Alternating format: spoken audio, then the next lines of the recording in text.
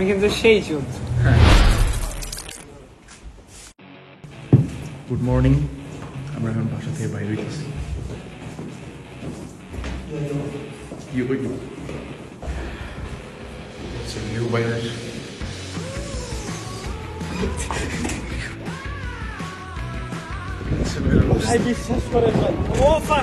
আমার নাম বিশ্বাস করেন শীতের চোদনে দাঁড়াইতে পারতেছি না ভাই। সিরিয়াসলি কিন্তু শীত লাগতেছে। মনে করেন একদম নামার পরে ঠিক আছে, যখন বের হইলাম বাতাসে পিচি পুচি সংকীর্ণ হয়ে গেছে। কোন দিকে? এই যে হয় বলে আমরা এইদিকে যাব, পরে কয়েক কোন দিকে। Hello guys, welcome to TikTok new video. এই গাইস, কি অবস্থা সবার? আমাদের সকালে উঠা এখন খিদা লাগছে, এন্ড খিদা লাগার এক পর্যায়ে পেটের মধ্যে চুয়া দৌড়াইতেছে, ইঁদুর। সো দ্যাটস ওয়াই আমরা চিন্তা করলাম যে ওয়াই নট কুসুম গিয়া কিছু কেবাব খায় আসি। ইয়ে, সো ভাই কি খাবেন আপনি? উনি আমাদের ছাইরা খায়া ফেলছে। ভাই আপনি কি খাবেন? জিম, বলো যে তুমি কি খাবা? এ হচ্ছে গিয়ে আপেল। না, আমরা আপেল পারবো না। You can try, but I think এটা আপনি গ্র্যাব করতে পারবেন না। অনেক নাকি বুঝছি। আমরা অ্যাপেল নিতেছি। আমরা আজকে কথা বলবো হচ্ছে ডেনমার্কে কাজের ব্যাপারে। প্রচুর পোলাপাইন আসছে নেপাল থেকে, যারা এখানে আইসা মানে এখানে জব মার্কেটে ফাকড আপ করে দিতেছে, এবং একই সাথে ওদের যদি কেউ 50 করোনা দিয়েও অফার করে যে তোরে একটা কাজ দিতেছি, ওরা কখনো ডিনাই করে না, ওরা না করে না। যতটা সম্ভব এই নেপালিগুলোর কাছ থেকে একটু দূরে থাকার চেষ্টা করবেন, একটু কেয়ারফুল থাকেন, বিকজ ওরা বেশি সুবিধার না।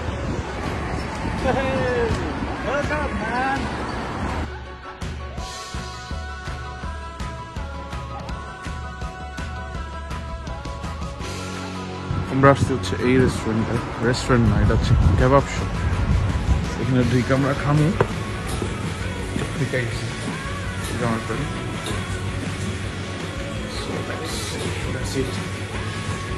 Hi, how are you? I'm fine. এটা হচ্ছে দুরুম বক্স রেডি। আমাদের খাবার কিন্তু ওই নাই, বিকজ ওর গার্লফ্রেন্ড কল দিছে। জিম, তুমি কতদিন হয়েছে ডেনমার্কে আসছো? 8 মাস। 8 মাস, ওকে। 8 মাস যে আসছো তুমি তো নেলস ব্রোকে আসছো। হ্যাঁ, নেলস ব্রোকে আসছি। তোমার জবের কেমনে কি, বা কত টাকা ইনকাম হয়, এবং সেগুলা দিয়ে কি এখানে থাইকা টিউশন ফি দেওয়া এবং আরো আনুষঙ্গিক যে খরচপাতি, এগুলা কি বেয়ার করা পসিবল? হ্যাঁ, বের করা একদম পসিবল।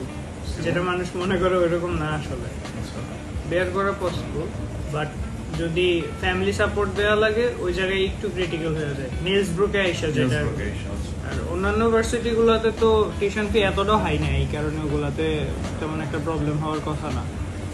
নেলস ব্রোকেরটা একটু ক্রিটিক্যাল। আচ্ছা, তো তুমি এখন কত ঘন্টা কাজ করতেছো? 90 ঘন্টা। 90 ঘন্টা হচ্ছে তুমি লিগালি কাজ করতেছো, ফাইন। আর এমনিতে কি অন্য কোনো ইনকামের রাস্তা আছে, নাকি শুধু 90 ঘন্টা কাজ করে হয়ে যায়? এটা ডিপেন্ড করে আসলে যার যার নিজের উপরে, আই গেস। কারণ কেউ কেউ শুধু 90 ঘন্টায়ও হয়ে যায়, আর কারোর 150 ঘন্টায়ও পোষায় না। অনেকের প্রশ্ন যে ভাইয়া 90 ঘন্টা যদি আমি আমার 100 করেও দেয় per hour, after tax 10,000 krona দিয়ে তো আমার টিউশন ফি দেওয়া পসিবল না। ডেনমার্কের থেকে কি কালো কাজ বা অন্য কোনো রাস্তায় কি মানে 90 ঘন্টার পাশাপাশি ইনকাম করা পসিবল, নাকি পসিবল না? না, একদম ইম্পসিবল। কারণ এটা একটা ইলিগ্যাল জিনিস, এটা কেউ কেন করবে? তুমি করো কি করো? আমি তো করি না, সবাই করে। এন্ড এটা হলো একটা এক্সট্রা ইনকাম, এন্ড এটা লাগেই, কারণ এখানে যেসব চলার এক্সপেন্স গুলা বের করতে হয়, ওইগুলো আমরা সাধারণত ওই যেটা হ্যান্ড ক্যাশের টাকা, কালো কাজ যেটা, ওইটা থেকে করি। আর ব্যাংকে যেই টাকাটা পাই লিগেলি, ওই টাকাটা আমরা টিউশন ফি এর জন্য সেভ করি। ড্যানিশ কোম্পানির সাথে আমরা করতে পারবো 90 ঘন্টার উপরে, নাকি অন্য কোনো রাস্তায় করা লাগবে? এখানে একমাত্র রাস্তা হলো কন্ট্রাক্টর। কন্ট্রাক্টর তো কন্ট্রাক্টর হচ্ছে দালাল।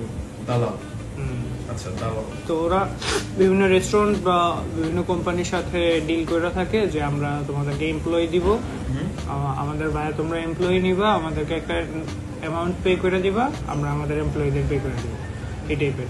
তো ওরা কি করে আপনার 90 ঘন্টার কাজটাও দেয়, পাশাপাশি মনে করেন এক্সট্রা কিছু আওয়ার দেয়, যে যত আওয়ার চায় ওইটাই। বুঝতে পারলাম। সো আমরা বুঝলাম যে 90 ঘন্টা কাজ আমি ড্যানিশ কোম্পানির সাথে বা রেস্টুরেন্টের সাথে করতে পারবো। এর উপরে যেটা, ওইটা আমার কন্ট্রাক্টরের মাধ্যমে করা লাগবে, রাইট? আচ্ছা, গেল। আমাদের 90 ঘন্টায় কেমন টাকা মানে ব্যাংকে আনা সম্ভব এক মাসে? 90 ঘন্টায় ইউজুয়ালি ড্যানিশ কোম্পানি যেগুলো, ওগুলা বেশি পে করে একটু, আর কন্ট্রাক্টর যারা ওরা অনেক কম পে করে। একটা আইডিয়া দাও আমাদের, কেমনে, কত কম বা কত বেশি? যেমন আমি কন্ট্রাক্টরের আন্ডারে করি। আচ্ছা, তো আমার স্যালারিটা হলো পার আওয়ারে 118 প্রোনার। বাট অন্য যারা আছে আমার আশেপাশের অন্য যারা শুধু হোয়াইট করে, যেমন ড্যানিশ কোম্পানি ম্যাকডোনাল্ডসে করে অনেকে, ওদের গুলা দেখলাম 145 বা 150, 55 এরকম 160 পর্যন্ত আছে। তো কন্ট্রাক্টরের আন্ডারে করলে এই জিনিসটা একটু কম, বাট এখানে আওয়ার পাওয়া যায় অনেক বেশি। তো এক্সট্রা আওয়ারের টাকাগুলো ক্যাশে নিয়ে নেওয়া যায়। সো আমাদের খাওয়া শেষ, এখানে আমাদের কাজও শেষ। আমরা এখান থেকে বাইরে হয়ে যাবো, বিকজ আমাদের পেট ভর্তি হয়ে গেছে। And we happy. See you, you too. তো ওরে আমরা বাই বই লাস্ট আমার সময়।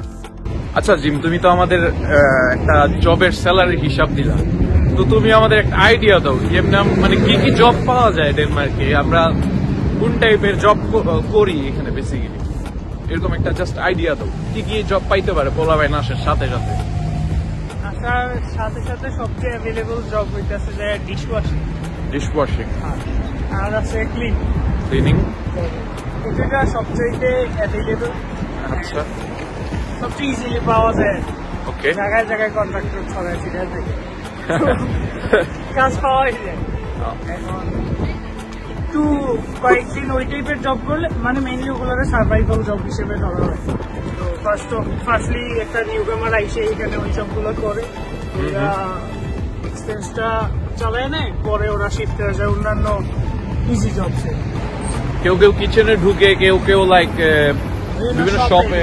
তার মানে আসার সাথে সাথে একটা ছেলে 90 ঘন্টার পাশাপাশি যদি কেউ কাজ করতে চায়, তাহলে কন্ট্রাক্টরের মাধ্যমে হচ্ছে কাজ করা লাগবে।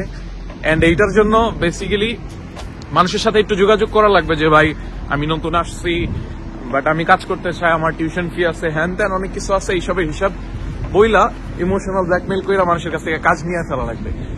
এইখানে আসার পরে আমি একটা জিনিস ফেস করছি, এটা খুবই প্যাথেটিক, বিকজ অফ মানে আপনি এখানে আসার পরে যেখানেই যাবেন ওইখানেই মানুষ আপনারা জিজ্ঞেস করবে, ভাই আপনি কত ঘন্টা কাজ করেন, ভাই আপনি কত ঘন্টা কাজ করেন, ভাই আপনার কত টাকা কইরা দেয়, হ্যান ত্যান।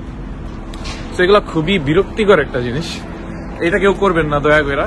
মানুষের কাছে যদি কাজ আপনার মনে হয় যে আপনার কাজ লাগবে, তাহলে বললেন যে ভাই আমি নতুন আসছি, কাজ খুঁজতেছি, তো আপনি যদি পারেন আমার একটা কাজের ব্যবস্থা করে দিয়েন, অথবা একটু রেকমেন্ডেশন দিয়া দিয়ে, এই আর কি। একটা ওই যে এশিয়ান শপের সাইড দিয়ে যেতেছিলাম, তো এখানে দেখেন আপনার অনেক যদি সবজি আছে, তারপরে কলা আছে, ফল ফ্রুটস, বেগুন, সবই আছে। সো সবজি টবজি আছে এন্ড ফ্রুটস আছে, আর ভিতরে হচ্ছে গিয়ে বিভিন্ন গ্রোসারি স্টাফ আছে, আপনারা চাইলে এখান থেকে বাজার করতে পারেন। আমরা ড্রিঙ্ক নিব এখান থেকে, জিমের একটা ড্রিঙ্ক খেয়ে দিচ্ছি, কি ড্রিঙ্ক, হ্যাঁ কি মাজা কোন দেশি কোম্পানি, ইন্ডিয়ান নাই, হ্যাঁ মাজা, এ হচ্ছে মাজা নিলাম। ভাই এটার কালার দেখি তো, আচ্ছা ট্রপিক্যাল, আচ্ছা ম্যাঙ্গো জুস, নিয়ে নিচ্ছি দুইটা ডিফারেন্ট, দুইটাই ট্রাই করা যাইব। তো এখানে একটা মাইয়া হাসতেছিল, একটু বাঁকা। তো এটা কি তুমি ব্যাক করে দিবা? শেষ।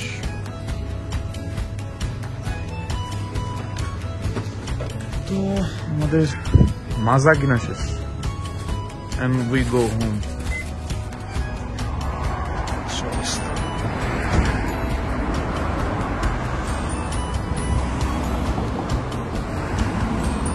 আচ্ছা জিম, তুমি বলো একটা কথা, যে তুমি তো মনে করো ডেনমার্কে আসছো প্রায় 8 মাস 9 মাস হয়ে গেছে, তাই না?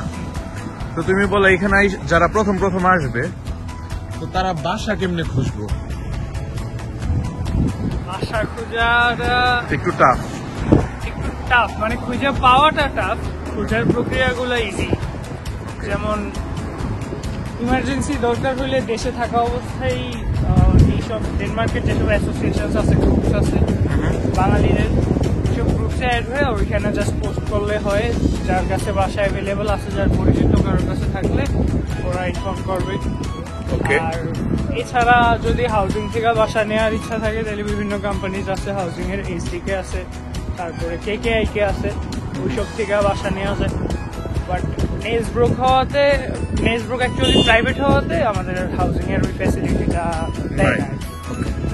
পাবলিক যেগুলো আছে ওগুলোতে ইজিলি নেওয়া যায় হাউজিং। আগে তো আমি শুনছি নেসব্রোকে দিত, এই যে ইদানিং নাকি এটা অ্যাকচুয়ালি ওই যে করোনার টাইমের কারণে দিছিল, অ্যাকচুয়ালি কখনো ছিল না নেসব্রোকে হাউজিং। ওকে। তো করোনার সময় প্রবলেম হইতেছিল দেখে হাউজিং ওপেন করছিল, তো এখন এটা আবার ক্যান্সেল করে দিচ্ছে। সো তুমি কি রেকমেন্ড করবা যারা নতুন ডেনমার্ক আসতেছে ওদের জন্য, মানে বাসার ব্যাপারে? বাসার ব্যাপারে অ্যাকচুয়ালি ওইটাতে তো ডিপোজিট বেশি লাগে, এই এস.ডি.কে বা কেকেআইকে হাউজিং থেকে নিতে। তো এই কারণে আমি অ্যাকচুয়ালি সাজেস্ট করবো ওই গ্রুপ থেকে রুম শেয়ার নিতে বা ওই টাইপেরই করবো। আমাদের মাছা নেওয়া লাগবে, কারণ আমরা পচা জিনিসপাতি খাইলাম এখানে, খুবই বাজে। এই রেস্টুরেন্টে আমরা জীবন আসতেছি না, পুরাই পচা। Bye, see you. That food was really nice. Thank you so much. Okay. Bye bye. একটা কাছে দিছে বাতা। এই হচ্ছে অবস্থা। এইটা 12 নম্বর। আপনার বাসা দেখা যায়। সো গাইস, এই ছিল আজকের ভিডিও। আশা করি এখানে আপনাদের মনের মধ্যে যেসব প্রশ্ন আছে এগুলা সম্পর্কে আপনাদের কিছু একটা বেসিক আইডিয়া হবে। এবং আমার আপুরে হচ্ছে কি আমি মাত্র একটা এশিয়ান রেস্টুরেন্টে নিয়ে আসছিলাম, এখানে খাবারটা আমার কাছে একদম জঘন্য লাগছে, আমার কাছে আরো জঘন্য লাগছে, স্পেশালি স্যুপটা খুবই ভালো ছিল। So that was it for today, and I will see you in another video maybe. Until then, ভালো থাকেন and tak for day.